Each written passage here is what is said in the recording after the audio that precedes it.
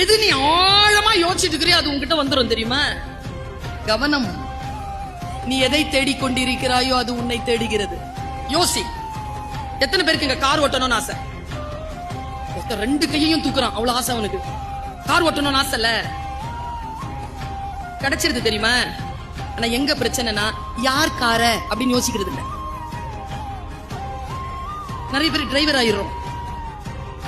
அதே கார், அதே தனிமை, அதே 80-90 வேகம், எல்லாம் அதேதான். பிரபஞ்சம் நம்ம கேட்டோமா கொடுத்துருச்சு.